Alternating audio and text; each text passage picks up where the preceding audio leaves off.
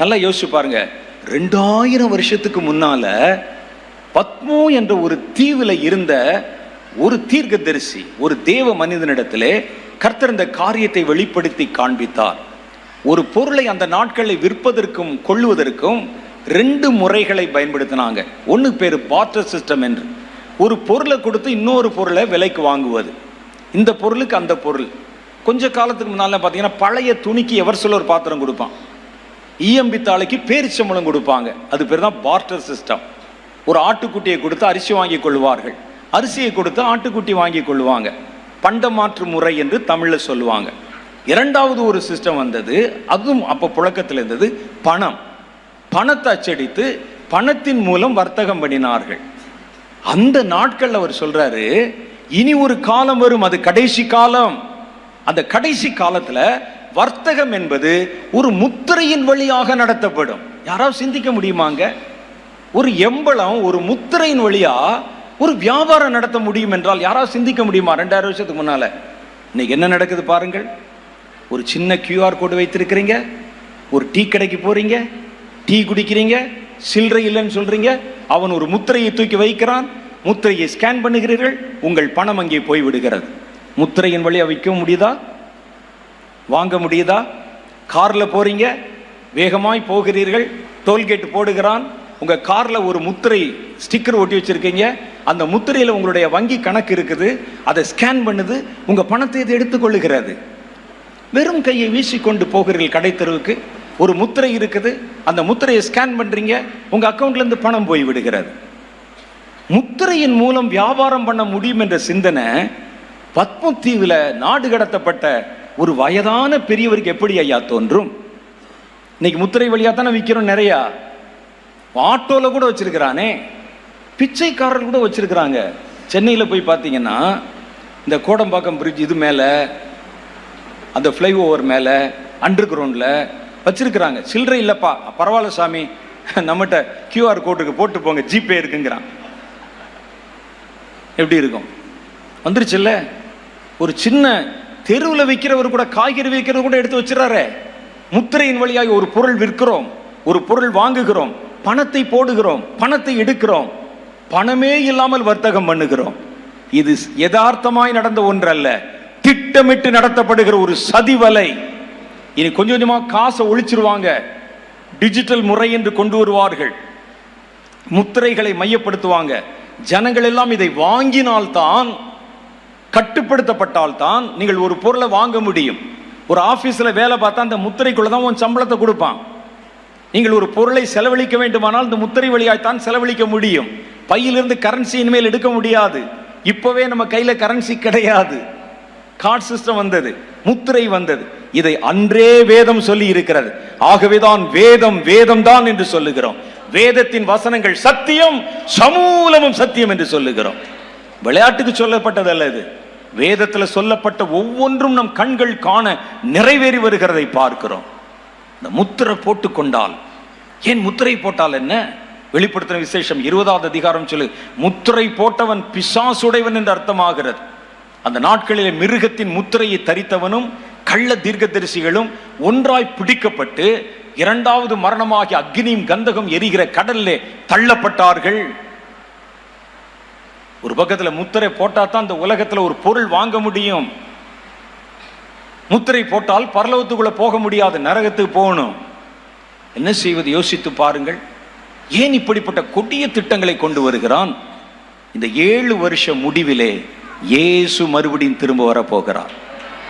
இயேசு திரும்ப வரப்போகிறார். ஏன் இவன் ஒரு பெரிய அகில உலகத்தையும் ஒருங்கிணைத்த ஒரு ஆட்சியை ஏன் கொண்டு வருகிறான்? மக்கள் எல்லாரையும் தன்னுடைய கட்டுப்பாட்டுக்குள்ள ஏன் வைத்துக் கொள்ளுகிறான்? ஒரு ஆளை கூட விடக்கூடாது, ஒருவனை கூட விடக்கூடாது. ஒவ்வொருவனையும் கண்காணிப்பாங்க. இனிமே இப்பவே நீங்கள் கண்காணிக்கப்படுகிறீர்கள். உங்களுக்கு தெரியுமா? உங்களுக்கு உங்க கையில வச்சிருக்கிற செல்போன் உங்களை கண்காணித்து கொண்டே இருக்கிறது.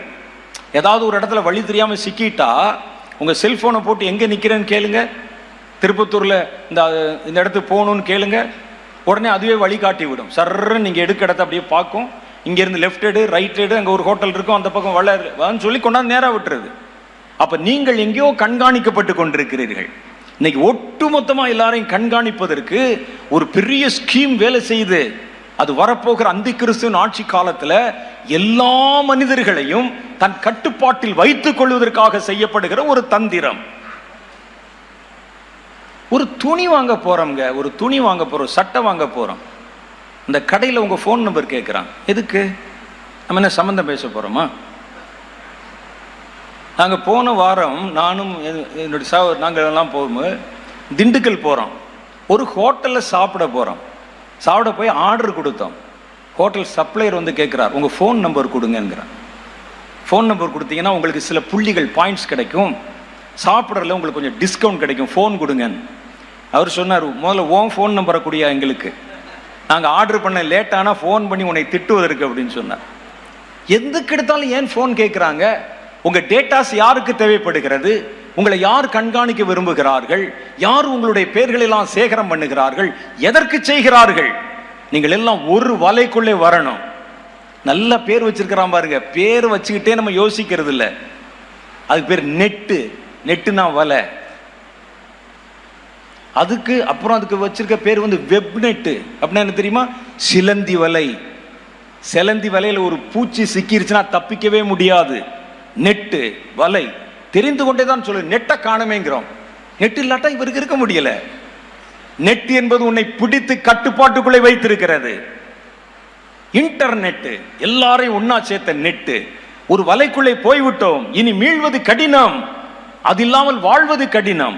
குழந்தைகளை கூட விட்டு வைக்கலையே. ஒரு பெரிய ஒரு பேண்டமிக் காலம் வந்த பொழுது பாருங்கள், பிள்ளைகள் எல்லாம் செல்போன் உபயோகப்படுத்தணும். அதுக்கு கொஞ்ச நாட்களுக்கு முன்னால ஸ்கூலுக்குள்ள போனை கொண்டாடக்கூடாதும்பாங்க. ஆசிரியர்கள் தேடி தேடி எடுப்பாங்க. இப்போ ஆசிரியர்களே போன் வாங்குங்கன்னு சொல்ற அளவுக்கு வந்துருச்சே.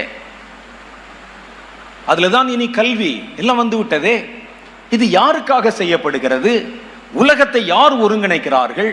எதற்கு அவர்களுக்கு அது தேவை? நான் எதுக்கு அவனுக்கு தேவைப்படுகிறேன்? எல்லாரும் அவனுக்கு தேவை. அவனுடைய கட்டுப்பாட்டில் இருக்கணும். அவன் சொல்றதான் கேட்கணும். அவன் எங்க போக சொல்லுகிறான் அதைத்தான் போகணும். ஒருவனும் அவனுடைய கண்களில் இருந்து தப்பக்கூடாது. இதுதான் சாத்தானுடைய திட்டம். அதான் இப்ப நடக்குது. ஏன் தெரியுமா? இந்த 7 வருஷ முடிவிலே இயேசு கிறிஸ்து இந்த உலகத்துக்கு திரும்பி வந்து விடுவார். முதல்ல 7 வருஷம் ஆரம்பிக்கிறதுக்கு முன்னால இயேசு வந்தார். யாருக்கும் தெரியாது. உங்களுக்கு எனக்கு மாத்திரம் தெரியும், பாஸ்டருக்கு தெரியும், வேற யாருக்கும் தெரியாது. சபையில் இருக்கிற மற்ற சும்மா வந்துட்டு போய் அப்படின்னு உட்கார்ந்துட்டு தூங்கிட்டு எந்திரிச்சு அதுக்கெல்லாம் தெரியாது. தேவ பிள்ளைகள் பற்றி எரிகிற நெருப்புகள், கர்த்தருக்கு வைராக்கியம் பாராட்டுகிறவர்கள், கர்த்தருக்கு இந்த இலக்கு கொடுத்தவர்கள், கர்த்தருக்கு என்று எழுப்பி நின்றவர்கள், பிரகாசித்தவர்கள், அநேகரை நீதிக்குட்படுத்தினவர்கள், அவங்களாம் காணாம போயிட்டாங்க. 2வது முறை இயேசு வருகிறார். இந்த முறை மத்திய வானத்தில் வந்து நிக்க போகிறது இல்லை, நேரடியாய் பூமியிலே இறங்கி வர போகிறார். எதற்கு இயேசு வருகிறார்னு உங்களுக்கு தெரியுமா? இயேசு முதல்ல ஒரு முறை வந்தார். இந்த இயேசுதான் இந்த உலகத்தை உண்டாக்கினார். உண்டாக்கப்பட்ட ஒன்றும் அவராலே அல்லாமல் உண்டாக்கப்படவில்லை. ஆதியிலே வார்த்தை இருந்தது, அந்த வார்த்தை தேவனிடத்தில் இருந்தது, அந்த வார்த்தை தேவனாய் இருந்தது. அந்த வார்த்தை கிருபையிலும் சத்தியத்திலும் நிறைந்தவராய் நமக்குள்ளே வாசம் பண்ணினார். உண்டாக்கப்பட்டதெல்லாம் அவரால், அவருக்கென்று, அவர் மூலமாய் உண்டாக்கப்பட்டது. அவர்தான் இதை உண்டாக்கினார் இந்த உலகத்தை. அவர் மறுபடியும் திரும்ப முதல் முறை வந்தார். தனக்கு சொந்தமானதில் வந்தார். சொந்தமானவர்கள் ஏற்றுக்கொள்ளவில்லை. முதல் முறை இயேசு வந்து 33 வருஷம் நம்ம நடுவில் மனுஷன் போல தங்கி இருந்தார். அவர் இயேசு தன்னுடைய சித்தத்தை, தேவ சித்தத்தை நிறைவேற்றி முடித்து பரலோகத்து போயிட்டார். இதெல்லாம் நமக்கு தெரியும். இந்த இயேசு மறுபடியும் வரப்போகிறார். இந்த முறை ஒரு ஏழை தச்சன் வீட்டில் அல்ல, ஒரு சின்ன கூட்டத்துக்கு மாத்திரம் தெரிஞ்ச மாதிரி அல்ல, 33 வருஷம் மாத்திரம் இருக்கிறதுக்கு அல்ல. இயேசு இந்த உலகத்தில் வந்து ஒட்டுமொத்த உலகத்தையும் தன்னுடைய கட்டுப்பாட்டுக்குள்ளே கொண்டு வர போகிறார். இந்த உலகத்தின் மேல் அவர் ராஜாதி ராஜாவாக 1000 வருடம் அரசாளுமை செய்ய போகிறார். 1000 வருஷம் உலகத்தை பிடித்து 1000 வருஷம் உலகத்தை இதுவரைக்கும் மோசம் போக்கின பழைய பாம்பு என்று சொல்லுகிற சர்ப்பத்தை பிடித்து தன் காலாலே நசுக்கி பாதாளத்தின் சங்கிலிகளுக்கு ஒப்பு கொடுப்பார். சாத்தான் கிடையாது. 1000 வருடம். இந்த 7 வருஷம் முடிவில் இயேசு வருவார். 1000 வருடம் எப்படி இருக்கும்? இயேசுதான் எல்லாம். அமெரிக்காலையும் அவர் தான் ராஜா, இந்தியாவுக்கும் அவர் தான் ராஜா, திருப்பத்தூருக்கும் அவர் தான் ராஜா, சென்னைக்கும் அவர் தான் ராஜா. எல்லா இடத்திலும் ஒரே ஆட்சி. 1000 வருடம். அங்கே தீங்கு செய்வார் யாரும் இல்லை. அங்கே இருள் இல்லை, பரலோக சந்தோஷம் நிறைந்திருக்கும். சாத்தான் இல்லை, ஒட்டுமொத்தமா ஒரு அமைதியும் மன மகிழ்ச்சி இருக்கும். எந்த ஆட்சி வந்தா நமக்கு நல்லது கொடுப்பாங்க நினைச்சு ஏமாந்தீங்களோ அதற்கெல்லாம் ஒரு முற்றுப்புள்ளி வைக்கும்படிக்கு இயேசு இந்த உலகத்தை ஆளுமை செய்ய திரும்ப வரப்போகிறார். எல்லாருக்கெல்லாம் கிடைக்கும், எல்லாருக்கெல்லாம் கிடைக்கும். என்ன நடக்கும் தெரியுமா? இந்த இயேசு திரும்ப வரப்போகிறார். இது சாத்தானுக்கு தெரியும். இயேசு எதுக்கு திரும்ப வரப்போகிறார் அப்படின்னு கேட்டா, இந்த உலகத்தை பிடிச்சு 1000 வருட அரசாளுமை செய்ய போகிறார். இந்த உலகத்திலே நான் தான் இத்தனை 1000 வருடங்கள் ஆளுமை செய்து கொண்டிருக்கிறேன், பூமியும் அதனுடைய நிறைவையும் நான் ஏமாற்றி ஜனங்களிடத்திலிருந்து பெற்றுக் கொண்டிருக்கிறேன். இயேசுக்கு முன்னாலே நின்று மத்தேயு 4வது அதிகாரத்தில் சாத்தான் பேசுகிறான், பூமியும் அதனுடைய நிறைவும் என் கைகளில் ஒப்பு கொடுக்கப்பட்டிருக்கிறது, நீர் என்னை தாழ விழுந்து பணிந்து கொண்டால் இவைகள் எல்லாம் நான் உமக்கு தருவேன். இந்த ஒரு வார்த்தைக்காகவாவது சாத்தான தலையோட மிதிக்க வேண்டும் நம்ம. அல்லேலூயா. ஆண்டவரை பார்த்து காலில் விழுந்து சொல்லலாமா? இவைகள் எல்லாவற்றையும் உனக்கு தருகிறேன். இவர் யார் தர்றதுக்கு நமக்கு? இயேசு மறுபடியும் திரும்ப வருவார், இந்த உலகத்தை பிடிப்பார். அவனுக்கு அது தெரியும். இவர் வந்து விட்டால் நமக்கு கஷ்டமோ நஷ்டமோ இல்லை, சாத்தானுக்கு கஷ்டம். நான் அடிக்கடி ஒரு காரியம் சொல்லுவேன், கடைசி காலம் கடைசி காலம் சொல்லுவோம், பயப்படும் கடைசி காலமா அப்படின்னு. கடைசி காலம் உங்களுக்கு எனக்கு இல்லைங்க, சாத்தானுக்கு தான் கடைசி காலம். யார் சொன்னது உங்களுக்கும் எனக்கும் கடைசி காலம் என்று? நம்ம இன்னும் 1000 வருடம் அவரோட ஆளுமை செய்ய போகிறோம். இதே உலகத்துல இயேசுவோடு கூட உயிர்த்தெழுந்த சரீரத்தோட அவரோட நாம் அரசாளுமை செய்வோம் என்று வேதம் சாட்சி சொல்லுகிறது.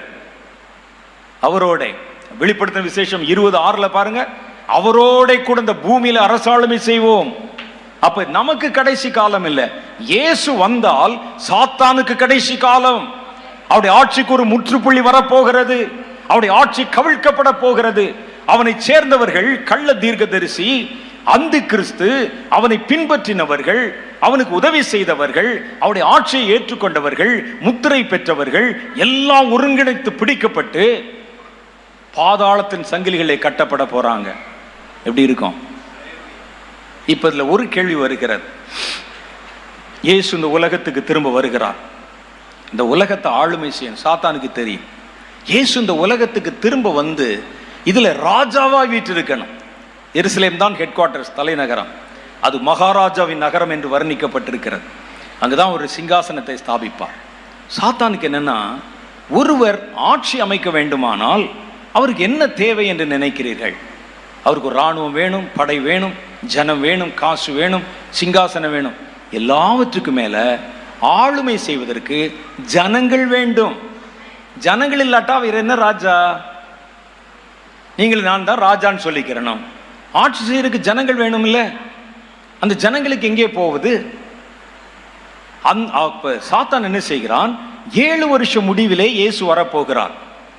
அந்த 7 வருஷமும் என் கையில தான் ஒட்டுமொத்த உலகம் கொடுக்கப்படுகிறது. இந்த ஜனங்கள் என் கையில தான் இருப்பாங்க. இதுல ஒருத்தனை கூட விடாதபடிக்கு என் கட்டுப்பாட்டில் வைத்து கொண்டால் இயேசு திரும்பி வரும்போது அவர் ஆளுமை செய்வதற்கு இந்த பூமியில ஆளே இருக்க மாட்டாங்க. யாரும் யார் இருப்பா? நாமெல்லாம் உயிர்த்தெழுந்த சரீரத்தோட உயிர்த்தெழுந்து போயிட்டோம், வானத்துக்குரிய மேனி அடைந்து விட்டோம். நம்ம இல்ல, பூமியில் இருக்கிற உயிரோடு இருக்கிற மனிதர்கள் வேணுமே. என்ன செய்வது? அப்ப இந்த மனிதர்களை விட்டு கொடுத்தால் தானே இயேசு வர முடியும். இல்லாவிட்டால் இயேசு வந்து பார்க்கிறார். அவனுடைய கற்பனை. இயேசு வானத்தில் வந்து பார்க்கிறார். எல்லாரும் முத்திரையை போட்டு சுத்திட்டு இருக்கிறாங்க. இந்த கையில 2 முத்திரை, அந்த கையில 2 முத்திரை. சாத்தானை ஆராதித்து கொண்டிருக்கிறார்கள். இப்ப நம்ம இறங்கினா வெறும் உலகத்தை தான் பிடிக்க முடியும். கட்டாந்தரையும் மரங்களையும் கல்லையும் மண்ணையும் மாத்திரமா ஒரு ராஜா ஆளுமை செய்ய முடியும்? அவர் ஆளுமை செய்வதற்கு உயிருள்ள மனிதர்கள் வேண்டுமே. இந்த மனிதர்களுக்கு எங்க போறது? இவன் தான் எல்லாரையும் தன்னுடைய கட்டுப்பாட்டுக்குள்ள வச்சிருக்கிறானே. எல்லாம் என்னுடையது. பாத்தீங்களா, முத்திரை போட்டிருக்கிறான் நம்ம ஆளு. பாத்தீங்களா, நெத்தியில முத்திரை, என்னுடைய ஆளு, தொடக்கூடாது. அவனுக்கு நல்லா தெரியும், ஒரு ஆளை கூட விடக்கூடாது. ஏனென்றால் முதல் முறை உலகம் அழிக்கப்பட்ட போது 8 பேர் மிச்சமா இருந்தாங்க. அதை வச்சே கர்த்தர் மறுபடி உலகத்தை உண்டாக்கிட்டார். அப்ப அதனால சின்ன ஒரு தொகை 10 பேர் கூட மிச்சம் வைக்க கூடாது. அதனால்தான் ஒவ்வொருவரையும் இண்டிவிஜுவலாய் வேட்டையாடி கொண்டிருக்கிறான். ஒவ்வொருவனுக்கும் ஒவ்வொரு விதமான கண்ணியை வைக்கிறான். இரவு பகலா சினிமா, இரவு பகலா அசுத்தமான படங்கள், இரவு பகலாக தேவையற்ற களியாட்டங்கள், அது ஒரு பக்கம். இன்னொரு பக்கம் பார்த்தா அரசியல், இன்னொரு பக்கம் பார்த்தா மதம், இன்னொரு பக்கம் பார்த்தா ஜாதி, இன்னொரு பக்கம் பார்த்தா பஞ்சம். ஜனங்களை தன் கட்டுப்பாட்டுக்குள் கொண்டு வந்து ஜனங்களை மிரட்டி பணிய வைக்கணும். சாத்தான் அதை கற்றுக்கொண்டு விட்டான். ஆகவே தான் அந்த கடைசி காலங்கள் என்ன செய்யறான்னா, உங்களை அடிக்கடி மிரட்டுவாங்க. இனிமே அவனுக்கு தெரியும், மிரட்டுனா என்ன சொன்னாலும் செய்வார்கள். மிரட்டிட்டா செத்துருவடான்னு சொன்னா என்ன சொன்னாலும் செய்வாங்க. வரும் இல்ல, அது எப்படிங்க நீங்க கேட்பீங்க. ஒரு சின்ன உதாரணம் சொல்லவா? 2 வருஷத்துக்கு முன்னால, 2 வருஷம் கொரோனா காலம், எல்லாம் மூடியாச்சு. அப்போ உடனே அங்கிருந்து உத்தரவு போடுறாங்க. இதெல்லாம் சாத்தான் முதல்ல ரிகர்சல் பார்க்கறது. ஜனங்களை பயமுறுத்தினா அவங்க என்ன சொன்னாலும் கேட்பாங்களா, லாஜிக் இல்லாம சொன்னா கூட கேட்பாங்களான்னு உங்களை பல்ல பிடிச்சு பார்க்கறது, ரிகர்சல் பார்க்கறது. கொரோனா வந்தது, உலகமெல்லாம் காட்டு தீ போல பரவிச்சு. கொரோனா பரவின வேகத்தை விட கொரோனாவை பற்றின செய்திகள் ரொம்ப வேகமாக பரவுச்சு. அங்கே 2 பேருக்கு நாக்கே வெளியே வந்துருச்சாங்கிறான், இங்கே 2 பேர் கண்ணு வெளியே வந்து கீழே கிடக்கானாங்கிறான், கீழே ஒரு 10 பேர் செத்து கிடக்கானாங்கிறான். பார்த்தா பதட்டம், யாரும் வெளியே வராதிங்க. திடீர்னு எல்லாரையும் வீட்டுக்குள்ள முடக்கிட்டாங்க. சும்மா சொன்னா கேட்போமா நம்ம? உடனே சொன்னார்கள், மாஸ்க் அணிந்து கொள்ளுங்கள், அப்போ இந்த கிருமி உங்களை ஒன்றும் செய்யாது என்றார்கள். உண்மையில சொல்லுங்க, மாஸ்க் போட்டால் ஒன்றும் செய்யாதம்மா? சொல்லுங்க, நீங்க தான். யாரும் உங்களை கேஸெல்லாம் போட மாட்டாங்க. கொரோனா போய் 2 வருஷம் ஆச்சு, இனி வேற ஒன்று தான் வரும். சொல்லுங்க, மாஸ்க் போட்டால் வராதா? எப்படி வராது? காற்றில் பரவுமாம். மாஸ்க் போட்டோடனே அதை பார்த்தோடனே ஓடி விடுமா. காற்று உள்ளே வந்துச்சுன்னா காற்றுக்குள்ளே கூடி வராதா? மாஸ்க்குள்ளே காற்று வரும்ல பிரதர். அப்போ காற்று வருமா. இதில் என்ன ஒரு பெரிய ஆச்சரியம்னா, ஒரு குறிப்பிட்ட தேதி கொரோனா வருகிறது என்று அனௌன்ஸ் பண்ணுறாங்க. எல்லாரும் மாஸ்க் அணிய வேண்டும் என்று சொல்லுகிறார்கள். எல்லா கடையிலும் அடுத்த நாளே மாஸ்க் கிடைக்குது. அப்போ இதெல்லாம் யார் எப்போ தயாரிச்சாங்க? கையை சானிடைசர் போட்டு கழுவணும், கழுவினால் அந்த கிருமிகள் செத்து போகும் என்றார்கள். எல்லா வீட்லையும் வாங்கி வச்சுட்டோம், வீட்டுக்கு வீடு கழுவணும். சொல்லுங்க, கழுவுனா இது கொரோனா வராதா? வராது என்றால் எப்படி 2வது அலை வந்தது? அப்பதான் எல்லாரும் மாஸ்க் போட்டிருந்தோமே. நானும் பயந்து தான் போட்டேன். கொரோனா வரும் என்றல்ல, போலீஸ் பிடிச்சாங்கன்னா ஃபைன் போடுவானேன்னு பயந்து. எனக்கு தெரியும், எனக்கு கொரோனா வராது என்று தெரியும். மாஸ்க் போட்டால், மாஸ்க் போடலன்னா போலீஸ் பிடித்து கொள்வார்களே. நான் ஒரு காரியம் சொல்றேன் பாருங்க. ஏன்னா என்னுடைய உடம்பு ரொம்ப வீக்கான உடம்பு. ஒரு குளிர் எடுத்தா கூட முதல்ல எனக்கு தான் இருமல் வரும், காய்ச்சல் வரும். ஆனால் அந்த கொரோனா பீரியட்ல 2.5 வருஷமும் ஒரு முறை கூட நான் தும்ப கூட இல்லை, இரும கூட இல்லை. பல மைல்கள் பிரயாணம் பண்ணி இருக்கிறேன். நான் இருக்கிற இடத்துல 4 மாடிக்கு 100 தடவை போயிருக்கிறேன். அங்கே நாங்கள் ரகசியமாக கேம்ப் நடத்தி இருக்கிறோம். ஏறத்தாழ 21 கேம்ப், 2000-3000 பேரை வைத்து. வெளி உலகத்தில் பார்த்தா யாரும் வெளியே வரக்கூடாது. எப்படி வந்தார்கள் என்றே எங்களுக்கு ஆச்சரியமா இருக்கும். 2000 பேர் வந்து உட்கார்ந்து இருப்பாங்க. நார்த் இந்தியாவில இருந்து போயிருக்கிறேன், பிரயாணம் பண்ணி இருக்கிறேன், வந்ததில்லை. அப்ப இது கொடுத்தா வரும் சொன்ன உடனே அதை வருமா வராதான்னு யோசிக்கிறது இல்லை. ஊசி போடுங்கள் சொன்னா உடனே போய் ஊசி போட்டால் வராதா யோசிக்கிறதில்லை. ஊசி போட்டோம் சொல்றாங்க. இந்த ஊசி வேலை செய்யாவிட்டால் அந்த ஊசி வேலை செய்வதற்கு இன்னொரு ஊசியை போடுங்கிறான். எப்படி பாருங்க, ஊசிக்கே ஊசி போட வேண்டுமா? அதையும் கேட்டுக்கொண்டோம். இது எல்லாவற்றுக்கும் மேல சிகரம் வைத்த மாதிரி ஒரு குறிப்பிட்ட நாள்ல விளக்கெல்லாம் அணைச்சிட்டு பிளேட் எடுத்துட்டு வெளியே வந்து தட்டி, இப்ப சிரிங்க, இப்ப சிரிங்க, பிளேட் எடுத்து தட்டி கோ கொரோனா அப்படின்னு சொன்னா போயிருமா? என்னையா போன்னு சொன்னா நாய் கூட போக மாட்டேங்குது, கொரோனா போகுமா? அப்படின்னா அந்த எதுக்கு இப்படி ஊசி, அப்புறம் எதுக்கு மாஸ்க், அப்புறம் எதுக்கு மாய மந்திரங்கள், அப்புறம் எதுக்கு சானிடைசர்? கேட்டோமா? கேட்க மாட்டோம். சொன்னா செய்து விடுவோம். நான் இருக்கிற இடத்துல என்னை சுற்றிலும் பெரிய பெரிய விஞ்ஞான அந்த கழகங்களில் வேலை செய்கிறவங்க இருக்காங்க. என் வீட்டு பக்கத்தில் பெரிய பெரிய ஐடியில் வேலை செய்கிறவங்க இருக்கிறாங்க, பெரிய நிறுவனங்களில் வேலை செய்கிறவங்க இருக்கிறாங்க. நான் என் வீட்டு மாடி மேலே இருக்கிற மாடியில் ஏறி, இன்னைக்கு நைட்டு எல்லாரையும் லைட் அமர்த்த சொன்னாங்களே, நம்ம இருக்கிற ஏரியாவில் என்ன செய்கிறாங்க பார்ப்போம் அப்படின்னு மாடியில் ஏறி பார்த்தேன். யார் யாரெல்லாம் பெரிய பெரிய சயின்டிஸ்ட் நினச்சனோ அவரெல்லாம் சட்டை கூட போடாமல் தன்னுடைய கையில் ஒரு தட்டு வைத்து கொண்டு, விளக்கேற்றி கொண்டு வெளியே நின்று கோ கொரோனான்னு சொல்லிட்டு இருக்கிறான்.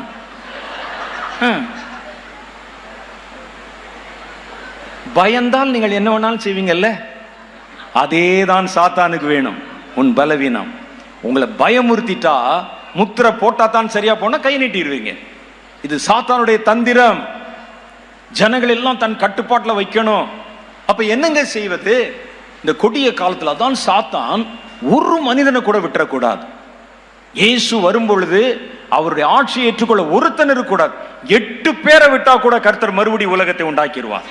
நோவாவின் காலத்தில் நோவா முதற்கொண்டு 8 பேர் மிச்சமா இருந்தாங்க. இன்னைக்கு பாருங்க, பூமி பலுகி பெருகி விட்டது. அதனால்தான் ஈச் அண்ட் எவ்ரி பர்சன், ஒவ்வொரு ஆளையும் தனித்தனியா ஸ்கேன் பண்ணி கொண்டிருக்கிறான் சாத்தான். சபைகளை, ஜனங்களை, அரசியல்வாதிகளை, பிள்ளைகளை, மாணவர்களை, குழந்தைகளை ஒவ்வொருத்தரையும் தன்னுடைய கட்டுப்பாட்டில் வைக்கணும்னு தீவிரம் காட்டுகிறான்.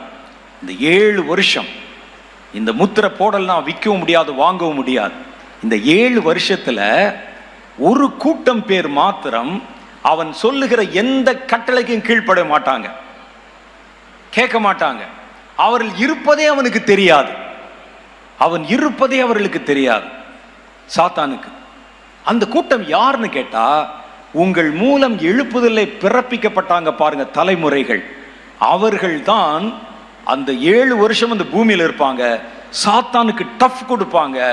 அவர்கள் சாத்தானுக்கு உடன்பட மாட்டார்கள். எங்க இருக்கிறாங்க, எங்க வர்றாங்க, எங்க போறாங்கன்னு தெரியாது. 7 வருஷம் ஒரு கூட்டத்தை கர்த்தர் மிச்சமாய் வைத்திருப்பார். எதுக்கு? அவர் திரும்ப வரும் பொழுது அவர்களை ஆளுமை செய்வதற்கு. நீங்களும் நானும் அரசாளுவோம். யாரை அரசாளுவோம்? நம்ம ஆட்சி பண்றதுக்கு ஒரு கூட்டம் வேணும்ல. அந்த கூட்டம் தான் இந்த எழுப்புதல்ல பிறக்க போகிற தலைமுறை. அவர்களை கர்த்தர் அந்த ரகசியவர்களை கொண்டு போக மாட்டார். எழுப்புதலுக்கு பயன்படுத்தப்பட்டீங்களே, உங்களைத்தான் கர்த்தர் கொண்டு போவார். இவர்களை கர்த்தர் மிச்சமாய் வைத்து விடுவார். இவங்க பூமியில இருப்பாங்க, மிச்சமா இருப்பாங்க. அவர்கள் சாத்தானுக்கு சவால் கொடுப்பாங்க.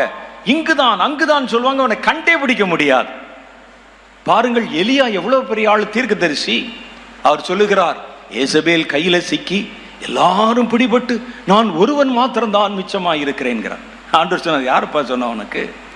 பாகாலுக்கு முடங்காத முழங்கால்களை உடைய 7000 பேரை மிச்சமா வச்சிருக்கிறேன். ஒரு தீர்க்கதரிசிக்கே தெரியவில்லை, ஆனால் சாத்தானுக்கு எப்படி தெரியுது? ஒரு ரகசியமா ஒரு கூட்டம். அப்ப நீங்க கேட்பீங்க, முத்திரை தரிக்கலன்னா விற்க முடியாதே, வாங்க முடியாதே, சாப்பிட முடியாதே, எப்படி வாழ்வார்கள் என்று கேட்பீர்கள். வேதம் அதற்கும் பதில் சொல்லுகிறது. இது என்ன, வெறும் 7 வருஷம் ஜுஜுபி. 40 வருஷம் கர்த்தர் விதைக்காமலும் அறுக்காமலும் நூற்காமலும் தம்முடைய ஜனங்களை பிழைப்பூட்டி இருக்கிறார். மறுபடியும் மன்னா பொழியும், மறுபடியும் தேவ ஜனங்களின் பசி தீர்க்கப்படும். அவனுக்கு இந்த முத்திரையில கிடைக்கிற பிச்சைச்சோறு வேண்டியதில்லை. அவர்கள் எதையும் எதிர்க்க துணிந்தவர்கள், சாத்தானுக்கு சவால் கொடுக்க துணிந்தவர்கள். சாத்தானுக்கு தலைவலியா இருக்கு, எங்க இருந்து வர்றாங்க, எங்க போறாங்க, எங்க இருக்கிறாங்க, என் விஞ்ஞான கருவிகளை பயன்படுத்தினால் இவர்களை பிடிக்க முடியவில்லை, என் ஆவிகளை பயன்படுத்தினால் நெருங்கவே முடியவில்லை. எங்க இருக்கிறாங்க இவங்க? மிச்சமா இருப்பாங்க. ஒருவேளை நீங்க சொல்லுவீங்க, வசனத்துல அப்படி ஒன்றும் போடலையேங்க. கர்த்தருடைய ரகசிய வருகை வரும்பொழுது ஒருவன் எடுத்துக்கொள்ளப்படுவான், ஒருவன் கைவிடப்படுவான். அங்கு விடப்பட்டவர்களாம் கைவிடப்பட்டவர்கள் தானே, அவங்க கர்த்தர் கைவிட்டு துப்பிட்டு போனவர் தானே. அப்ப அவங்க எப்படி அந்த பரலோகத்துக்கு வருவாங்க அப்படின்னு கேட்கலாம். கைவிடப்பட்டவர்களை பற்றி இங்கே பேசல. இதை தாண்டி 3வது ஒரு கூட்டம் இருக்கிறது. அவர்கள் பேர் கைவிடப்பட்டவர்கள் அல்ல, மிச்சமாய் வைக்கப்பட்டவர்கள். அதுக்கு நம்ம எங்க பார்க்கலாம்? நான் வசனம் சொல்றேன், பார்க்குறீங்களா? மத்தேயு சுவிசேஷம் 24வது அதிகாரம் 29 31 வரைக்கும் உண்டான வசனங்களை நீங்க படிச்சு பார்த்தீங்கன்னா, அந்த 24வது அதிகாரத்தில் அதுல என்ன சொல்லுதுன்னா, இருங்க நானே வாசிடுறேன். 29 31 வரைக்கும் எல்லாரும் எடுக்க மாத்திரம் செஞ்சுக்கங்க. இந்த இடத்தில் சொல்லப்படுவது இயேசு கிறிஸ்துவின் பகிரங்க வருகையை பற்றி சொல்லப்படுகிறது. இது ரகசிய வருகை அல்ல. இயேசு மறுபடியும் திரும்ப வரப்போகிறார். அப்ப என்ன நடக்கும்னு இயேசுவே சொல்லுகிறார். வலுவாய் துணிக்கும் எக்கால சத்தத்தோட அவர் தமது தூதர்களை அனுப்புவார். அவர்கள் அவரால் தெரிந்து கொள்ளப்பட்டவர்களை வானத்தின் ஒரு முனை முதற்கொண்டு மறுமுனை மட்டும் 4 திசைகளிலிருந்து கூட்டி சேர்ப்பார்கள். யார் இந்த ஜனங்கள்? இது 2வது வருகையிலே சொல்லப்படுகிறது பாருங்க. அதுல 30வது வசனம் சொல்லுது, 29, அந்நாட்களில் உபத்திரவம் முடிந்தவுடனே சூரியன் அந்தகாரப்படும், சந்திரன் ஒளியை கொடாதிருக்கும், நட்சத்திரங்கள் வானத்திலிருந்து விழும், வானத்தின் சத்துவங்கள் அசைக்கப்படும். அப்பொழுது மனுஷகுமாரனுடைய அடையாளம் வானத்தில் காணப்படும். மனுஷகுமாரன் வல்லமையோடும் மிகுந்த மகிமையோடும் வானத்திலிருந்து மேகங்கள் மேல் இறங்கி வருகிறதை பூமியில் உள்ள சகல கோத்திரத்தாரும் கண்டு. இது எந்த வருகை? ரகசிய வருகையில யாருக்கும் தெரியாது, உங்களுக்கு மாத்திரம்தான் தெரியும். இது பகிரங்க வருகை. குத்தினவர்களும் அவரை கண்டு புலம்புவார்கள். இந்த வருகை நடக்கும்போது என்ன நடக்குமா?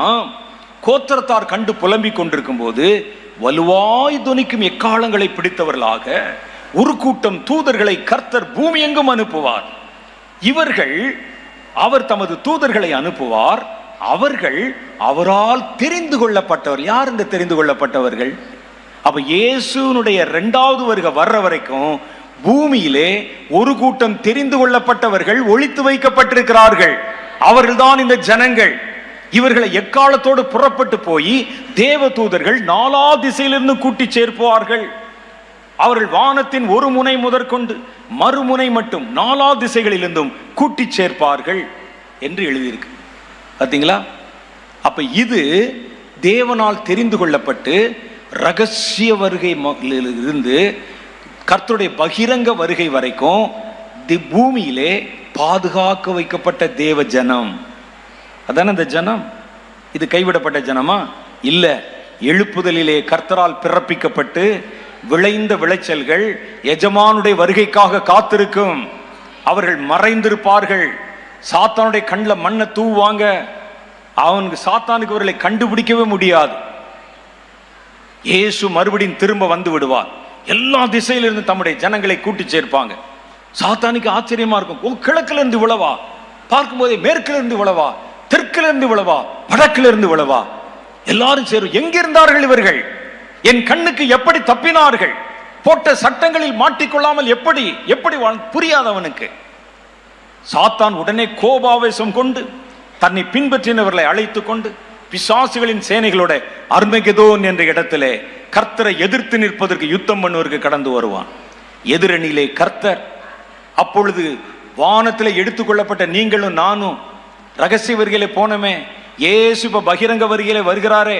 மத்தேயு 24வது அதிகாரத்துல இயேசு வரும் பொழுது அவரோட கூட நாமும் திரும்ப வருவோம். அல்லேலூயா. அப்ப இந்த 7 வருஷம் நம்ம என்னங்க செஞ்சோம்? வேதம் சொல்லுகிறது, வெளிப்படுத்தின விசேஷம் 19வது அதிகாரத்துல அந்த 7 வருஷமும் ஆட்டுக்குட்டியானுடைய கல்யாணத்துல நம்ம பரலோகத்திலே சந்தோஷப்பட்டோம். பரலோகத்தில் இருக்கிற நாட்களுக்கும் பூமியில இருக்கிற நாட்களுக்கும் ரொம்ப வித்தியாசம் இருக்கு. நம்ம கணக்கு மாதிரி இங்க கணக்கு போட முடியாது. அப்ப நம்ம என்ன செஞ்சோம்னா, நாம் எல்லாம் மறுரூபமாக்கப்பட்டோம். அந்த வலுவாய் துளித்த எக்கால சத்தம் கேட்ட போது மற்ற யாருக்கும் கேட்கல. அந்த விளைச்சலை பிறப்பித்த எழுப்புதலை பிறப்பிச்சிங்களே, உங்க காதுல மாத்திரம் கேட்டது. கர்த்தருக்குள் மரித்தவர்கள் எழுந்தார்கள். நீங்கள் அங்கு அவரை எதிர்கொண்டு போக புறப்பட்டீங்க. காது வச்ச மாதிரி முடிஞ்சது கதை. நம்ம எல்லாம் வானத்துக்கு எடுத்துக் கொள்ளப்பட்டோம். 19வது அதிகாரம் சொல்லுகிறது, பரலோகத்திலே பெருந்துணியாய் ஆரவாரம் இடுகிற பெருந்திரள் கூட்டத்தை கண்டேன். அவர்கள் ஆட்டுக்குட்டியானுடைய கல்யாண விருந்திலே பங்கு பெற்றாங்க. போனோடனே நமக்கு சந்தோஷம். நமக்கெல்லாம் வெண் வஸ்திரம் தரிப்பிக்கப்பட்டோம். அங்கே மணவாட்டி அலங்கரிக்கப்பட்டிருந்தாள். ஆட்டுக்குட்டியானுடைய திருமணம். கல்யாண வீட்டில் சாப்பிட்டு கை கழுவினோம். கர்த்தர் சொன்னார், சரி எல்லாம் முடிஞ்சது, வாங்க பூமிக்கு திரும்ப போகலாம். திரும்ப வர்றதுக்கு முன்னால 7 வருஷம் ஆகி போய்விட்டது. 7 வருஷம் சாப்பிட்டுருக்கோம் பிரதர். நமக்கு தெரியவே இல்லைங்க. நேரம் தெரியாது, காலம் தெரியாது. 7 வருஷம் திரும்ப வருகிறோம். இப்போ மறுபடியும் இயேசுவோடு கூட நம்ம கடந்து வருகிறோம். நாம் இங்கிருந்து எடுத்துக்கொள்ளப்பட்ட போது நம்முடைய சரீரம் ஒரு நிமிஷத்திலே, ஒரு இமைப்பொழுதிலே மறுரூபமாக்கப்பட்டது. இயேசுவின் சரீரம் எப்படி இருக்கிறதோ அதே போல உங்கள் சரீரம் மாறிவிடும். அதுல வியாதி இல்லை, வேதனை இல்லை, வருத்தம் இல்லை, குறைபாடுகள் இல்லை. பரிபூர்ணமாக்கப்பட்ட சரீரம். இயேசு உயிரோடு இப்ப எப்படி இருக்கிறார்? சரீரத்தோடு தானே இருக்கிறாரு. அது மாதிரியே மாற்றப்பட்டு விடுகிறோம். நாமும் திரும்ப வருகிறோம். நாம் எல்லாம் கூடிக்கொண்டு சாத்தானையும் அவனுடைய சேனையும் கர்த்தர் தம்முடைய சுவாசத்தினாலே அழித்து அவனை தன் கால்களின் கீழே மிதித்து அவனை பாதாளத்தின் சங்கிலிகளிலே கட்டி போடுவான். அதான் 19வது அதிகாரத்தில் சொல்லுது. அப்போ எங்கும் புறப்பட்டு போய் வானத்து பறவைகளுக்கெல்லாம் கட்டளை கொடுத்து கூட்டி வாருங்கள், மகாராஜா கொடுக்கிற மகா பெரிய விருந்துக்கு பிரேதங்கள் விழப்போகிறது. குதிரையினுடைய கடிவாளம் வரைக்கும் ரத்தம். ஒரு பெரிய யுத்தம், அர்மகெதோன் என்ற யுத்தம், ஃபைனல் வார், கடைசி போர் எப்படி இருக்கும்? கர்த்தர் வெற்றி சிறந்தார். வேதம் சொல்லுறதுல கர்த்தர் அவனை தம் நாசின் சுவாசத்தில் அழித்தார். அவனை பிடித்து கர்த்தர் அங்குள்ள கட்டி போட்டார். நான் இந்த வசனத்தை ஒரு முந்தி படிக்கும்போது எனக்கு நல்லா இருந்தது, எல்லாம் நல்லா இருந்தது. ஒரே ஒரு இடத்துல ஒரு சின்ன ஒரு இடரல். அது ஒரு இடரல் இல்லைல்ல, ஒரு அப்செட்டு. நம்ம இயேசுவோடு கூட போகிறோம், மேலே கொண்டு போகிறாங்க, கூட்டு போகிறாங்க, 7 வருஷம் விருந்து சாப்பிட்றோம், எல்லாம் நல்லது தான். இயேசு சொல்லுகிறார், வாருங்கள் கடைசி யுத்தத்துக்கு ஆயத்தமாகணும். நம்ம எல்லாம் யுத்த உடைகளை தரித்து கொண்டு போகிறோம். எல்லாம் போய் அர்மகெதோனில் நிற்கிறோம். எப்படி இருக்கும் யோசிச்சு பாருங்க. ஒரு யுத்த ஆடை போட்டு உட்கார்ந்து எப்படியம்மா இருக்கும்? அப்படி ஒரு குதிரை மேலே, இயேசு ராஜா முன்னால் வெள்ளை குதிரை, நமக்கெல்லாம் ஒரு குட்டி குட்டி குதிரை, மேலே பட்டயமெல்லாம் கட்டி, ஒரு பெரிய யுத்த புருஷன் மாதிரி பட்டயத்தெல்லாம் வச்சு தலை சீரா போட்டு அப்படி ஸ்டைலாக உட்கார்ந்து இருக்கிறோம். சாத்தானும் அவனுடைய சேனையும் முன்னால் நின்று கொண்டிருக்கிறது. வார் துவங்கி விட்டது. இயேசு அவனை நாசின் சுவாசத்தினாலே ஒரு நிமிஷத்தில் அழித்து போட்டார். பொக்குன்னு போச்சு எனக்கு. என்ன ஆண்டவரே, நாங்கள் இவ்வளோ மேக்கப் போட்டு வேஷம் போட்டு குதிரையில் ஏறி பட்டயத்தை பிடிச்சி ஒரு குட்டி பிசாசையாவது கழுத்து இருக்க வேணாமா? எங்களை வஞ்சித்து ஏமாத்தி குடிக்க வச்சு, வெறிக்க வச்சு, புகைக்க வச்சு, திருட வச்சு, பொய் சொல்ல வச்சு, எங்களெல்லாம் வஞ்சித்து எங்கள் தேசத்தெல்லாம் கெடுத்தவனை ஒரு ஆளையாவது மிதிக்க வேணாமா? உங்களுக்கு ஆசை இருக்கா இல்லையா? ஒரு பிசாசையாவது தலைமுடியை பிடிச்சி ஒரு ரட்டியாவது போடணும். எனக்கு அந்த ஆசை. அதுக்கு சந்தர்ப்பம் கொடுக்கல ஆண்டவரேன்னு கேட்டேன். அப்போ ஆண்டவர் சொன்னார் எனக்கு, நாசியின் சுவாசத்தினாலே அழிப்பேன்னு சொல்லியிருக்கே, நாசியின் சுவாசம்னா என்னன்னு தெரியுமா உனக்கு? நீதான் என் நாசியின் சுவாசம் என்றார். மனிதர்கள் தான் அவருடைய நாசியின் சுவாசம். அவர் மண்ணிலாலே மனிதனை உண்டு பண்ணி தம் நாசியின் சுவாசத்தை அவனுக்குள் ஊதி அவனை ஜீவாத்மாவாக்கினார். அப்ப நான் அவனை அழிக்க போறதில்ல, உன்னை கொண்டுதான் அவனை அழிக்க போகிறேன். ஆகவேதான் ரோமர் புத்தகத்திலே சொல்லுகிறார், கொஞ்ச காலத்திலே கர்த்தர் சாத்தானை உங்கள் கால்களின் கீழே நசுக்கி போடுவார். இப்ப யார் நசுக்குவா? நீங்க தான் நசுக்குவீங்க. கர்த்தர் நசுக்கிட்டா கூட அது அவனுக்கு ஒரு கௌரவமாகிவிடும். நான் வெட்டுப்பட்டாலும் கர்த்தருடைய கையில எல்லாம் வெட்டுப்பட்டேன்னு போய் உள்ள பெருமை பேசிட்டு இருப்பான். அதனால கர்த்தர் வெட்டுறது இல்ல, உங்களை என்னை அனுப்பித்தான் சாத்தானுடைய தலையை நசுக்க போகிறார். அல்லேலூயா. அவனுக்கு மரணம் மாத்திரமல்ல, அவமானமும் சேர்ந்து வரப்போகுது. அதைத்தான் வேதம் சொல்லுது. இதுதான் கர்த்தருடைய பெரிய திட்டம். இந்த திட்டத்தில் தான் இங்கே வருகிறோம். இப்போ இந்த திட்டத்தில் தேவனுடைய ஜனங்கள் பாதுகாக்கப்பட வேண்டும். ஒரு பெரிய இருண்ட காலம் வருகிறது. இந்த இருண்ட காலத்தில் மறுபடியும் ஆண்டவர் வர்றதுக்கு முன்னால மிச்சமாய் விடப்பட்ட ஜனங்கள், இவங்களை தான் தெரிந்து கொள்ளப்பட்டவர்கள் என்று வேதத்தில் எழுதியிருக்கு. அவங்க எல்லாம் இப்ப இருப்பாங்க. இவருடைய ஆட்சி டிக்ளேர் பண்ண உடனே அவர்கள் அங்கங்கே காணாமல் போயிடுவாங்க. எங்கே மறைந்திருக்கிறார்கள் கண்டுபிடிக்க முடியாது. ரேடார் வச்சாலும் தெரியாது, ஸ்கேனர் வச்சாலும் தெரியாது, ஆண்டனா வச்சாலும் பிடிபட மாட்டாங்க, எதுலையும் மாட்ட மாட்டான். இவன் என்ன செய்கிறான் தெரியாது. சாப்பிட என்ன செய்கிறான்? அதான் சொன்னனே, வானத்திலிருந்து மன்னா கொடுப்பார். கர்த்தர் 40 வருஷம் அவர்களை நடத்தினார். நல்லா நீங்க அந்த இடத்தை வாசித்து பாருங்களேன். அவர்கள் போட்ட வஸ்திரம் பழசாகவில்லை. பாருங்க, நம்ம ஒரு நாள் சட்டை போட்டோம்னா சாயந்தரம் மாத்திடுறோம் உடனே. அதற்கு மேலே அதை பயன்படுத்த முடியல. 40 வருஷம் ஒரே ட்ரெஸ் எப்படி இருக்கும்? அது வஸ்திரம் பழசா போகவும் இல்லையாம், கிழிந்து போகவும் இல்லையாம். அந்த மாதிரி ட்ரெஸ் எங்கேயா பார்த்துருக்கீங்களா? வாங்க முடியுமா கடையில் 40 வருஷம் போடுற மாதிரி ட்ரெஸ்ஸு? அது அப்படியே போட்டு புதுசாக இறங்கின மாதிரி இருக்கு அப்படி அந்த ட்ரெஸ்ஸு. இதெல்லாம் பெருசு இல்லைங்க. ஒரு பையன் அந்த பிரயாணத்தை துவங்கும் போது 5 வயசு உள்ளவனா இருந்தா, கரையேறும் போது 45 வயசு உள்ளவனா ஏறி இருப்பான். அப்ப இவன் போட்ட வஸ்திரம், 5 வயசுல போட்ட வஸ்திரம் எப்படி 45 வயசு வரைக்கும் செல்லும் என்றால், பையன் வளர வளர வஸ்திரமும் வளர்ந்தது. இதெல்லாம் அற்புதம் இல்லையா? இது அடையாளம் இல்லையா? பாதரட்சைகள், அவருடைய பாதரட்சைகள் பழசாய் போகவும் இல்லை, கிழிந்து போகவும் இல்லை. அது மாத்திரம் இல்லை, வளர்ந்தும் வந்ததே. அது எவ்வளவு பெருசு! சின்ன பையனுடைய கால் நம்பர் வேற, அவன் வயதாகி 40 வருஷத்துக்கு பிறகு அவன் கரையேறும் பொழுது அவனுடைய நம்பர் வேற. ஆனால் அதே செருப்பு தான் அவன் வளர வளர தானும் வளர்ந்தது. 40 வருஷம் தம் ஜனங்களை நடத்தின தேவன் ஒரு 7 வருஷம் உங்களை நடத்த முடியாதா? சாத்தானுடைய எந்த கண்ணியிலும் நம்ம சிக்கிக்கொள்ளாதபடி கர்த்தர் பறந்து காக்கிற பட்சி போல் இருந்து நம்மை பாதுகாத்துக் கொள்ள விரும்புகிறார். அப்ப நமக்கு கர்த்தர் ஒரு பெரிய ஒரு காரியத்தை வைத்திருக்கிறார், ஒரு நோக்கத்தை. இந்த சாத்தான் இந்த 7 வருஷத்துல ஜனங்களுக்கு எதிரான காரியங்களை செய்வான் பாருங்க. அவன் செய்கிற ஒவ்வொரு காரியத்தையும் எதிர்த்து நின்று ஜனங்கள் அதுல வஞ்சிக்கப்படாதபடிக்கு மறுபடியும் அந்த ஜனங்களை கர்த்தருக்குள்ளே கொண்டு வருகிற ஒரு பணியை இந்த தெரிந்து கொள்ளப்பட்டவர்கள் செய்வாங்க. எப்படி அதை சொல்லுகிறேன் அப்படின்னு சொன்னா, அந்த 7 வருஷம் உபத்திரவ காலத்துல ஊழியம் நடக்குமாங்க? நீங்க என்ன நினைக்கிறீங்க? ஊழியம் நடக்குமா? அல்லது இவர்கள் மாத்திரம் உள்ளே போய் பாதுகாப்பா இருப்பாங்களா?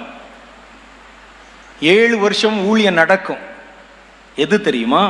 வேதம் சொல்லுது, ராஜ்யத்தின் இந்த சுவிசேஷம் பூமியின் கடையாந்தரங்கள் வரைக்கும் உள்ளவர்களுக்கு சாட்சியாய் பிரசங்கிக்கப்படும்.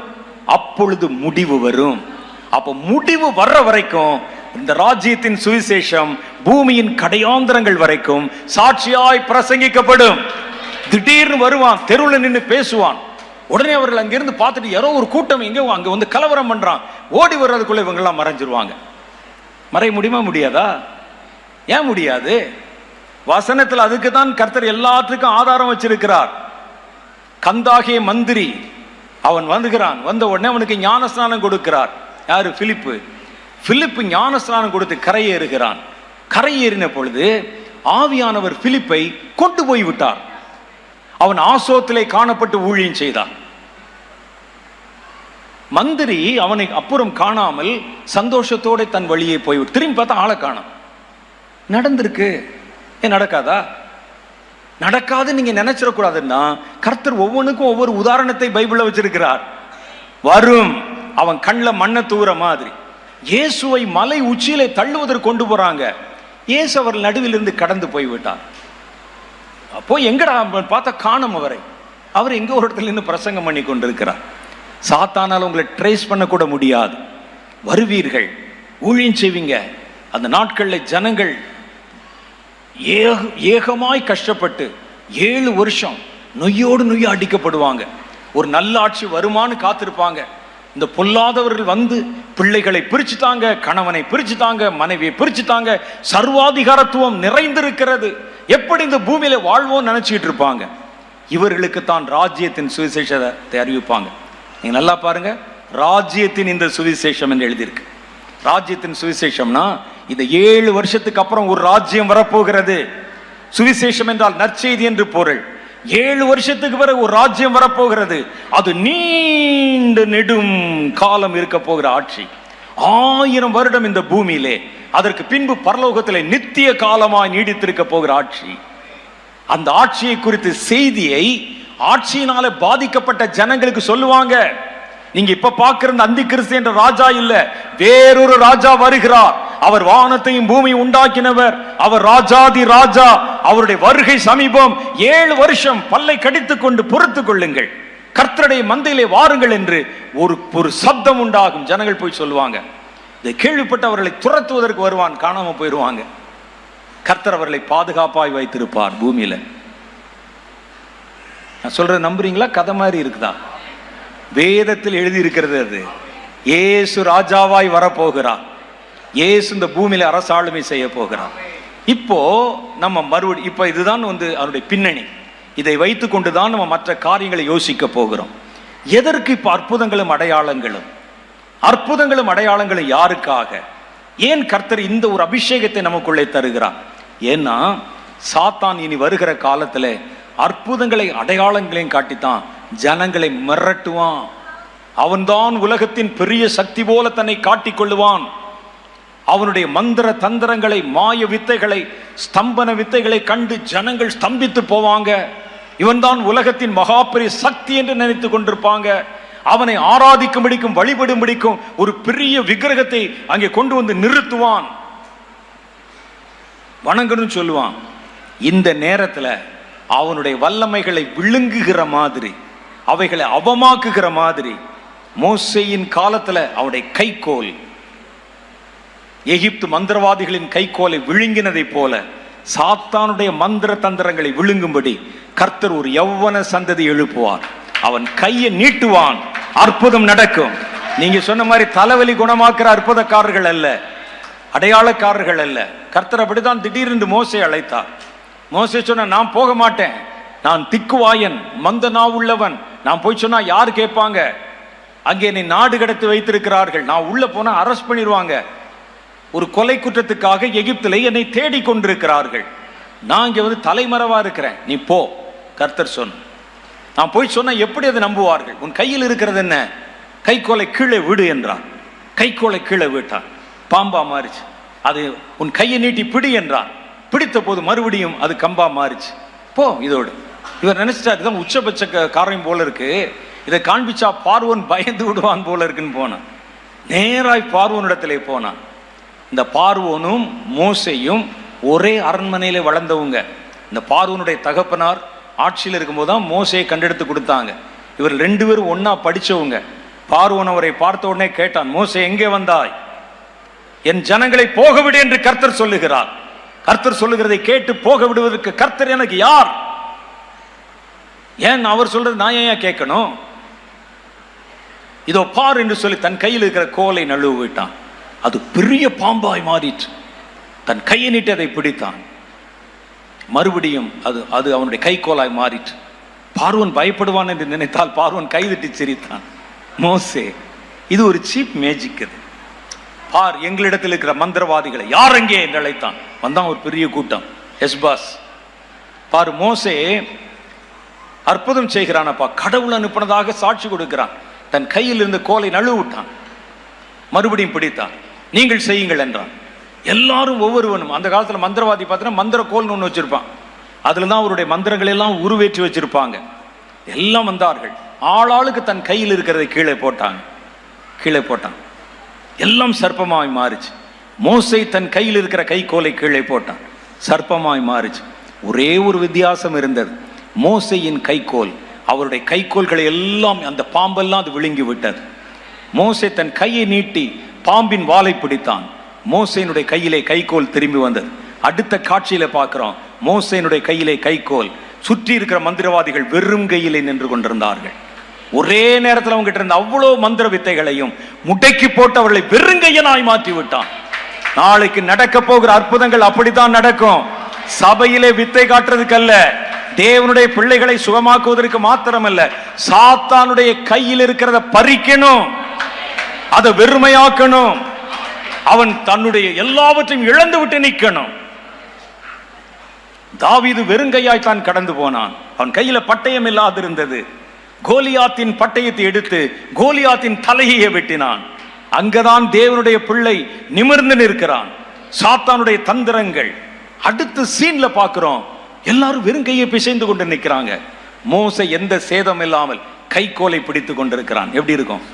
இதேதான் நாளைக்கு நடக்க போகிறது. சாத்தான் மந்திரவாதிகளை உங்கள் மூலம் செய்கிற அடையாளங்கள் மூலம் சாத்தான் கடைசி காலத்தில் அற்புதங்களை பெறுகிற ஆற்றலையும் சக்தியும் பெறுவானே. அந்தி கிறிஸ்துவுக்கு வலு சிற்பமாகிய பிசாசு தான் இதுவரைக்கும் பெற்றிருந்த எல்லா அதிகாரங்களையும் அவன் கையில கொடுத்ததாம். கள்ள தீர்க்கதரிசி தன்னுடைய மந்திர ஆதிக்கங்களை அல்லது சக்தியை அவன் கையில கொடுத்தானாமே, எல்லாம் பெற்றுக் கொண்டிருக்கிறான். ஆனால் அவைகள் எல்லாவற்றையும் கொள்ளையிட போகிற, வெறுமையாக்க போகிற, அவன் கையை வெறுகையாய் ஆக்க போகிற ஒரு கூட்டத்தை கர்த்தர் எழுப்ப போகிறார். அதுதான் அற்புதங்களையும் அடையாளங்களையும் செய்கிற கூட்டம். சும்மா உங்களை வந்து குணமாக்குறதுல, சபைக்குள்ள அல்ல. நம்முடைய சிலம்பாட்டம் என்பது மீதியான் தேசத்துல, எகிப்துல நான் உங்களை குணமாக்கும், நீங்க எங்களை குணமாக்கும். இதுக்கு எதுக்கு நமக்கு? இல்ல, சாத்தான துரத்தணும். கர்த்தர் அதற்குத்தான் அவனை குருட்டாட்டம் பிடிக்க பண்ணுவார். நல்லா பாருங்க, மோசே அடுத்த சீன்ல பார்க்கிறோம். மோசே கடந்து வந்தான். பார்வோனே, என் ஜனங்களை போக விடு என்று கர்த்தர் சொல்லுகிறார். நான் ஏன் அதை கேட்கணும்? தன் கையை நீட்டி நைல் நதி அடித்தான். நைல் நதி ரத்தமாய் மாறிச்சு. ரத்தமாய் மாறிச்சு. உடனே பார்வோன் தன்னுடைய மந்திரவாதிகளை அழைத்தான். பார், மோசே இந்த மாதிரி செய்கிறான் பார் என்றான். அவர்களும் தன் கையில் இருக்கிறத அடிச்சாங்க. கொஞ்ச நஞ்சம் மிச்சம் இருந்த தண்ணியும் ரத்தமாகி விட்டது. ஐயா, ஒருவன் லாஜிக்ல அற்புதம் செய்தால் என்ன செய்யணும் தெரியுமா? மோசே ரத்தமாக்கின தண்ணிய இவன் மறுபடியும் தண்ணியாக்கணும். அவனுக்கு தெரியல, குழம்பிட்டான். அவன் என்ன செய்கிறான்? பாருங்கள் ராஜா, பாருங்கள் ராஜா குடிக்க வச்ச பாட்டில கூட ஒருத்தன் வந்து அடிச்சிட்டான். என்னடா பண்றீங்க பாவிகளான்னு சொன்னா, அடிச்சா எல்லாம் பெருகுது. எப்படி இருக்கும்? வீட்டில் பார்த்தா தண்ணியில உள்ள ஓடி ஓடி அடிக்கிறான். ராஜா பார்க்கட்டும், நாளைக்கு நம்முடைய மந்திரவாதத்தை மெச்சட்டும் என்று.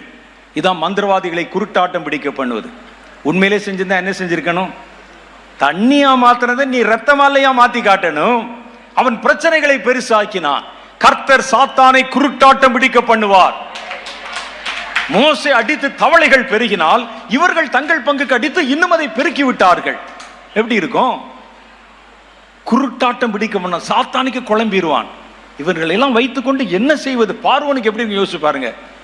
இவனுங்களை வச்சுட்டு என்னையா செய்யறது? அவன் அடிச்சது கொஞ்சம், இவர்கள் ஊருக்குள்ள எல்லாம் போய் அடிக்க ஆரம்பிச்சிட்டான். இவர்களை வைத்துக் கொண்டு என்ன செய்வது? சாத்தானை கர்த்தர் குருட்டாட்டம் பிடிக்க பண்ணுவார். அவர்களை தங்கள் வழியிலே ஓட விடுவார். அவருடைய கைகளை வெறுங்கையாய் மாற்றுவார். அதற்காக்கும் கர்த்தர் உங்களை அற்புதங்களினாலும் அடையாளங்களினாலும் அதிசயங்களினாலும் கர்த்தர் நிரப்ப போகிறார். நீங்கள் 4 சுவத்துக்குள்ள சிலம்பம் பண்ணுவதற்கல்ல, உங்கள் சத்துரு வெளியே நிற்கிறான். சத்துரு வெளியே நிற்கிறான். பாருங்கள், கர்த்தருடைய பிள்ளைகள் சில பேர் என்ன செய்வான, பலவீனப்பட்டவங்க உள்ளுக்குள்ள அடிச்சுக்கிடுவாங்க. வெளியே பார்த்துங்க, சத்துருவை பார்த்தா பயந்துருவாங்க. பார்த்துருப்பீங்களே, சர்ச் இருக்கும், கமிட்டி இருக்கும், தலைவர்கள் இருப்பாங்க, எலெக்ஷன் வைப்பாங்க, மண்டையை உடைச்சுக்குருவாங்க. உள்ள தீ வைப்பாங்க, சர்ச்சுக்குள்ள தீ வைப்பாங்க, எலெக்ஷன் நடத்துவாங்க. இவனை விட்டேனா பார், கொன்றேனா பார்ன்னு சொல்லுவாங்க. உள்ளுக்குள்ள யாருக்குள்ள? சர்ச்சுக்குள்ள. ஆனா வெளியே இருந்து வேற ஒரு மத தீவிரவாதி வந்து, ஏய் என்ன சத்தம், உள்ளே மைக்கெல்லாம் போடக்கூடாது, அல்லையா சொல்லக்கூடாது, எங்களுக்கு எரியுதுன்னு சொன்னா சவுண்டை குறைச்சிருவான் உள்ள. பார்த்துருக்கீங்க நம்ம ஆளு? இதுதான் நம்ம ஆளுக்கு. ஏன் இங்கே காட்டின வீரத்தை அங்கே போய் காட்டேன்? மணிப்பூரில் அத்தனை பேர் தீ வைக்கிறார்களே, ஏன் அங்கே காட்டேன் வீரத்தை? காட்ட மாட்டோம். நமக்குள்ள பார்த்தீங்கன்னா கடிச்சேன் துப்புனேன் நிற்பான். விடமாட்டேன், கொல்லாம விடமாட்டேன், ஒருத்தருக்குள்ள ஒருத்தர் சண்டை போடும்போது. இது இன்னைக்கு நேத்தல்ல, சவுல் காலத்தில் அப்படித்தான் நடந்தது. சவுலை கர்த்தர் அபிஷேகம் பண்ணினார். அவன் எதிரி வந்த போது உள்ளே கூடாரத்துக்குள்ளே ஒளிந்து கொண்டான். கோலியாத் வந்து நிற்கிறான், ஒளிந்து கொண்டான். ஆனா தாவீதை துரத்துகிறான் பாருங்க. அவன் கையில பட்டயத்தை கொடுத்தது, அதிகாரத்தை கொடுத்தது அந்த பெலிஸ்தீர்களை எதிர்ப்பதற்கு. ஆனால் இவனோ தன் சொந்த சகோதரனை துரத்துகிறான். பெலிஸ்தீனை பார்த்தோன்னே உள்ள போய் ஒளிந்து கொண்டான். இனி ஒரு கூட்டம் எழும்பும், இவைகளுக்கெல்லாம் ஒரு முற்றுப்புள்ளி வைக்கும். நீங்கள் தேவ ஜனங்களோட உள்ளுக்குள்ள சிலம்பம் பண்ணுகிறவர்கள் அல்ல. உங்கள் எதிரி வெளியே நிற்கிறான். அவன் உங்களை சவாலுக்கு அழைக்கிறான். 7 வருஷம் அவருடைய ஆளுமை கடந்து வர போகிறது. அவன் கைகளில் கொடுக்கப்பட்ட வல்லமையை, அவன் கைகளில் ஜனங்களை மிரட்டுவதற்கு வைத்திருக்கிற வல்லமையை, அது ஒன்றுமே இல்லை என்று காட்டும்படி கர்த்தர் உங்கள் ஒவ்வொருவரையும் தம்முடைய வல்லமையிலே நிரப்ப போகிறார். அதற்குத்தான் அற்புதங்கள், அதற்குத்தான் அடையாளங்கள், சாத்தானை ஜெயிப்பதற்கு. இனி வருகிற நாட்கள் சவால் நிறைந்த நாட்கள். நீங்க ஒரு அடிப்படை உரிமையை பெறக்கூட போராடித்தான் நீங்கள் பெறணும். நீ வருகிற காலம் அப்படித்தான் இருக்கும். நீதி இருக்காது, சட்டம் இருக்காது, கொடுமை வரும், சர்வாதிகாரம் வரும், ஜாதிகளுக்கு விரோதமா ஜாதிகள், ஜனத்துக்கு விரோதமா ஜனங்கள் தீவிரித்து எழும்புவார்கள். ஒவ்வொன்றுக்கும் நீங்க போராடித்தான் ஆகணும். கர்த்தருடைய ஜனம் சோர்ந்து போகாது. இன்னைக்கு பார்த்த மாதிரி நீங்க நாளைக்கு இருக்க மாட்டீங்க. கர்த்தருடைய வல்லமை உங்களை நிரப்ப ஆரம்பிக்கும். நீங்கள் சாத்தானுக்கு சவால் கொடுப்பீங்க. நீங்கள் மாத்திரமல்ல, நீங்கள் பெற்றுக்கொண்ட அபிஷேகத்தினாலே ஒரு யௌவன சந்ததி உங்களிடத்திலிருந்து தோன்றும். கர்த்தர் அந்த எழுப்புதலே உங்களை பயன்படுத்துவார். உங்கள் மூலம் அற்புதங்களையும் அதிசயங்களையும் அடையாளங்களையும் செய்கிற ஒரு கூட்டம் தலைமுறை எழும்புவார்கள். இவர்கள் சபைக்குள்ளே தங்களுடைய ஓட்டத்தை ஓடுகிறவர்கள் அல்ல, அவருடைய ஓட்டம் வெளியே இருக்குது. அவர் சத்துரு வெளியே இருக்கிறான். பட்டயத்தை உருவுவார்கள், சாத்தானை குருட்டாட்டம் பிடிக்க பண்ணுவார்கள். அப்படிப்பட்ட ஒரு அபிஷேகத்தை, ஒரு தாய் அபிஷேகம் இது. உங்ககிட்ட வந்த அந்த அபிஷேகம் தான் பல ஆயிரங்களுக்குள்ளே பகிர்ந்து கொடுக்கப்பட போகிறது. மெழுகுவர்த்தி சொன்னனே, அதே போல உங்களிலே கர்த்தர் நெருப்பை பற்ற வைப்பார். உங்களை கொண்டு கர்த்தர் 1000களிலும் 10000களிலும் அந்த நெருப்பை பரவச் செய்வார். ஒரு கூட்டம் வரும். அப்ப நம்ம பார்க்கிற மாதிரி 2 அபிஷேகம் அல்ல, 7 அபிஷேகத்தை கர்த்தர் வைத்திருக்கிறார். அதைத்தான் வெளிப்படுத்த விசேஷம் 5:6 சொல்லுகிறது. பூமி எங்கும் அந்த 7 ஆவிகள் அனுப்பப்படும், 7 அபிஷேகம் புறப்படும். இன்றைக்கு கர்த்தர் நமக்கு 2 அபிஷேகத்தை வாக்கு பண்ணி இருக்கிறார். இந்த 3 நாட்களுக்குள்ளே கர்த்தர் உங்களை நிரப்பி அனுப்புவார். கர்த்தர் உங்களை நிரப்பி அனுப்புவார். உங்களை கொண்டு ஒரு பெரிய அடையாளத்தை கர்த்தர் நிறைவேற்றுவார். தேசம் கர்த்தரை குறித்து அறிகிற அறிவினால் நிறைந்திருக்கும் என்று சேனைகளின் கர்த்தர் சொல்லுகிறார். அதற்குத்தான் உங்களை அழைத்து வந்திருக்கிறார்.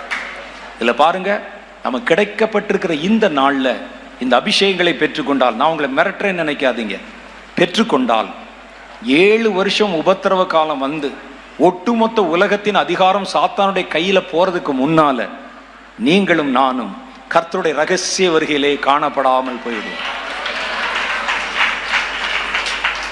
அதை கேட்டும் கேட்காமலும் பார்த்தும் பார்க்காமலும் அப்படியா சொன்னாலும் அப்படியா நடக்குமோ அப்படின்னு சொல்லிட்டு நீங்கள் வியர்த்தமா இருந்தார், வீணா இருந்தால் நாள் உங்களுக்காக காத்திருக்காது. இது ஒரு நல்ல சந்தர்ப்பம். கேட்கறதுக்கு காதுள்ளவன் கேட்க கடவன். நம்ம கேட்டும் கேட்காம இருப்பாங்க பாருங்க, அதெல்லாம் வரும்போது பார்த்துக்கிறலான்னு. இவர்கள் தான் கர்த்தருடைய ரகசிய வருகிற நேரத்துல கனியும் கொடுக்காம கர்த்தருடைய ஊழியத்தையும் செய்யாம கைவிடப்பட்டவர்களாய் போய் விடுவார்கள். அதுக்கப்புறம் இருக்கிற 7 வருஷம் இருக்கு பாருங்க, நரக வேதனை, தப்பிக்க முடியாது எவனும். சாத்தான் தன்னுடைய முழு வல்லமையோட இறங்குகிறதை, அவன் இந்த உலகத்தில் ஆளுமை செய்கிறத பார்ப்பீங்க. குடும்பங்கள் பிரிக்கப்பட்டுரும், குழந்தைகள் தனித்தனியா கொண்டு போயிடுவாங்க. 7 வருடம் கொடிய ஆட்சி காலம் நீடிக்கும், ஒருவனும் தப்ப முடியாது. ஆகவேதான் இன்றைக்கு அணுகிற காலம், இன்றைக்கு ரட்சணிய நாள். இன்னைக்கு கர்த்தர் சொல்ற இந்த காரியத்துக்கு நம்ம செவி கொடுத்தால் ஒரு கொஞ்ச நாள் தான், ஒரு தம் பிடிச்சா ஓடி முடிச்சிடலாம்.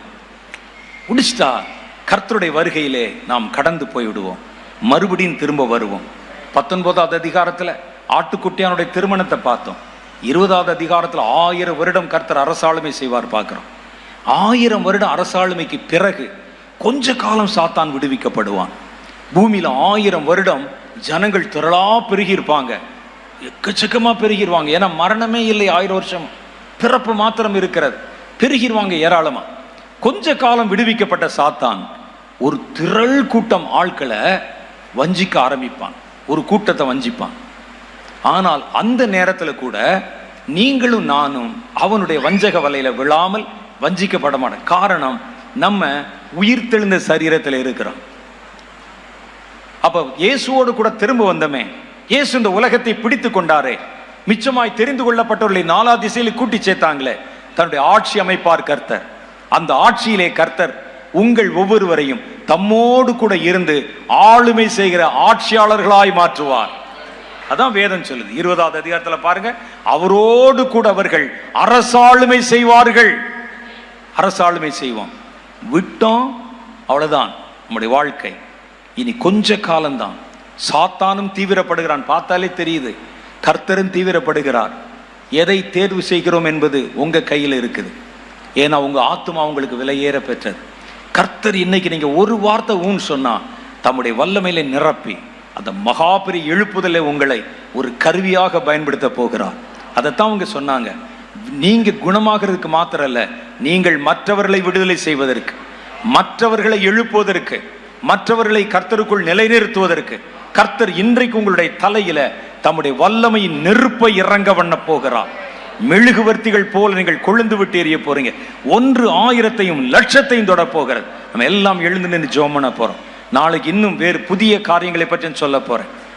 Thank you Jesus, thank you Jesus. எதற்கு இந்த அபிஷேகம் அவசியம் பாருங்க. எல்லாம் எந்திரிச்சு நில்லுங்க பார்க்கலாம். வேகமா வேகமா வேகமா.